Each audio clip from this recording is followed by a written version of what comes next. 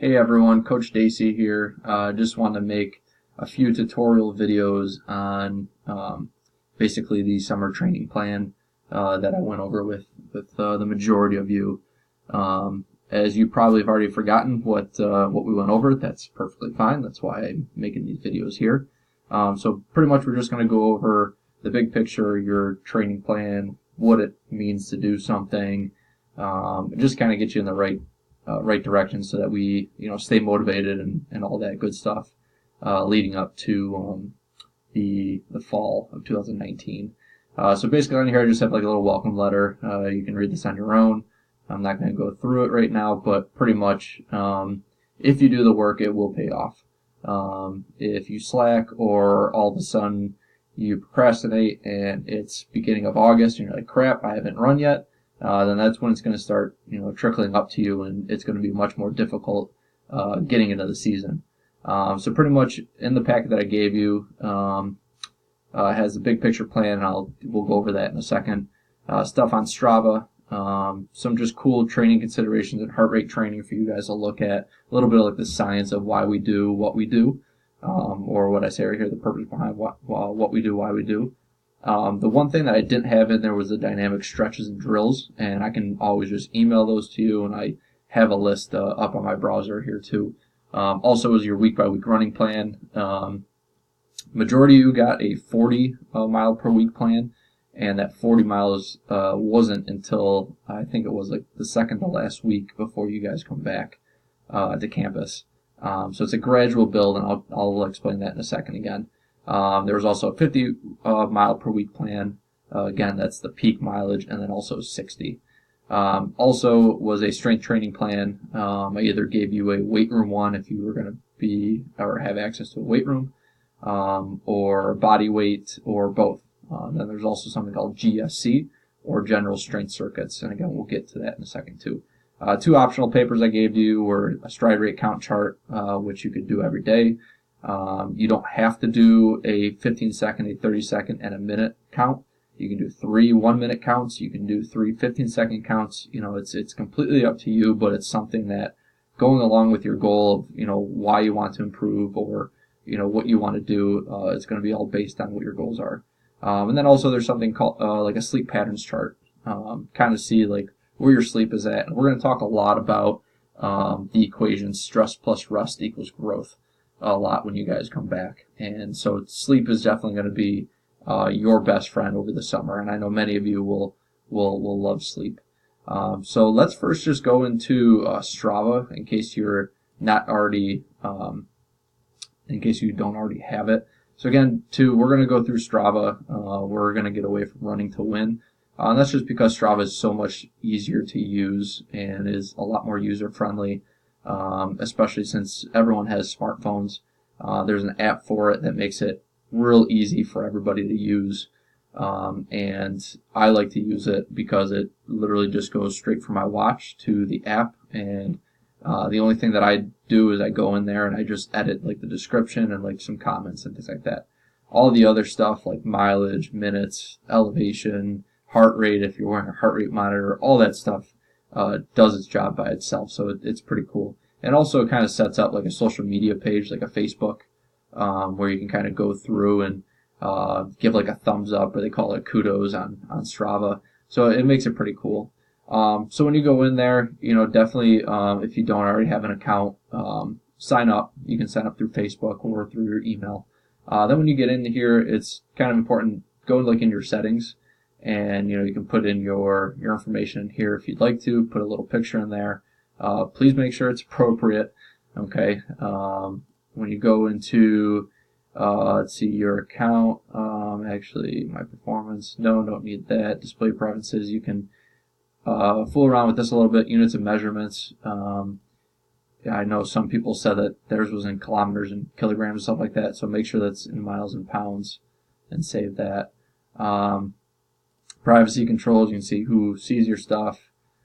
Email notifications, I have all these notifications. I don't necessarily need all these, but you can unclick so that you're not getting a million notifications when someone's completed a run, let's say. This one is going to be important though, is my gear. So you can add in like your shoes, and this is going to when it uploads your information into Strava automatically, it will ask you, what shoes you're wearing, and mine defaults to my Brooks that I'm wearing, and that's how many miles I have on them. It's a good idea to kind of go through those every once in a while and say, okay, how many miles do I have on them?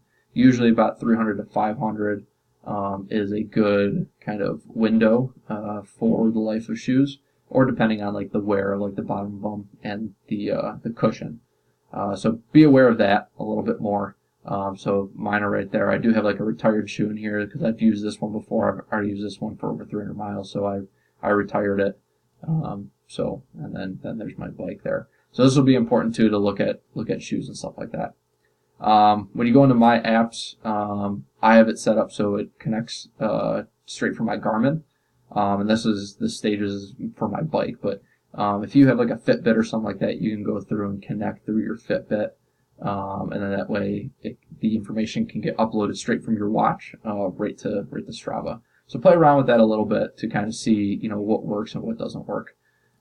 So that's with that. When you go into my profile, you don't really have to see any of this stuff or like kind of go through it all or whatever, but you'll see like your different runs and stuff like that you did in like the past week, and so you can kind of go through this a little bit and just kind of see what it's all about. But pretty much what we're going to do is if you're new to it, you'll go up to Explore and you go down to Clubs, and you basically just search for our club, which is KCXC.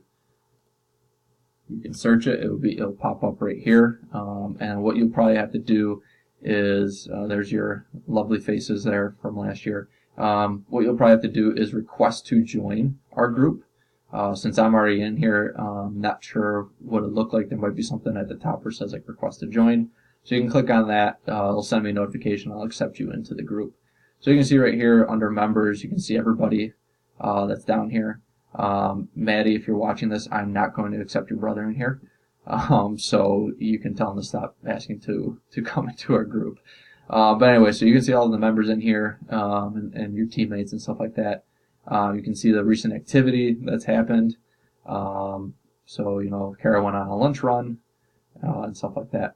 So again, too, that's if it's gonna like automatically kind of go. So for instance, I'll show you mine from yesterday when it automatically went straight from my watch to the app.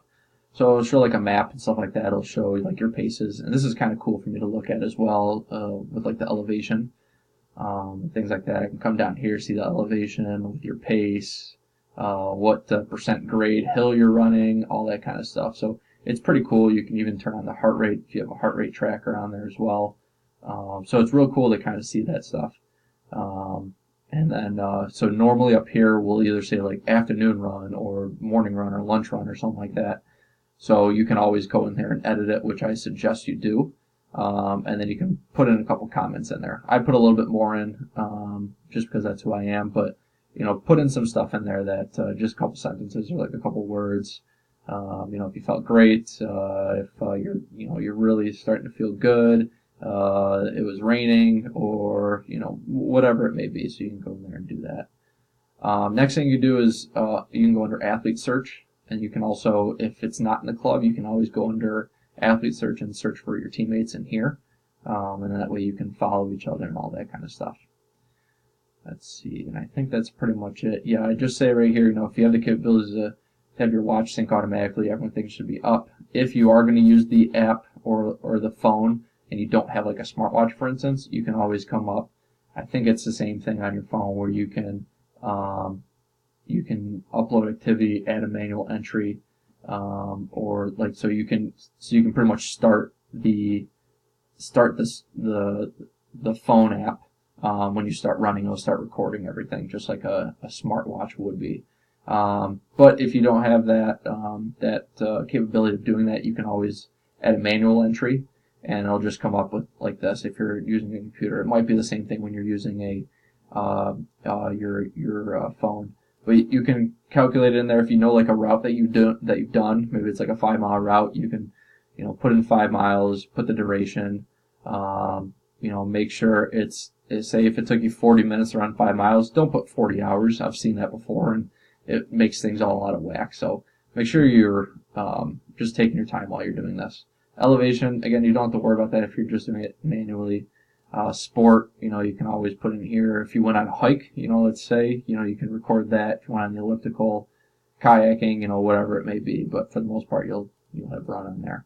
And then what the time usually is important too, so that I can see recovery wise. If you're doing a long run, say at 5 o'clock at night, and all of a sudden you're doing an easy run at 7 o'clock in the morning, there's not enough recovery time in there, so I can always see that as well. Give your entry a title. The run type, there's only 3 different type of types there. Your shoes is going to be important right there, and the description. Even it says right here, how did it go? Were you tired or rested? How's the weather? Things like that, and so that way everyone can see that. Okay, and there's like the mobile entry there. All right, so that's it for the intro and what to do for Strava. So if you haven't already created a Strava, go ahead and do that, and that way you can start recording when we get to your summer training.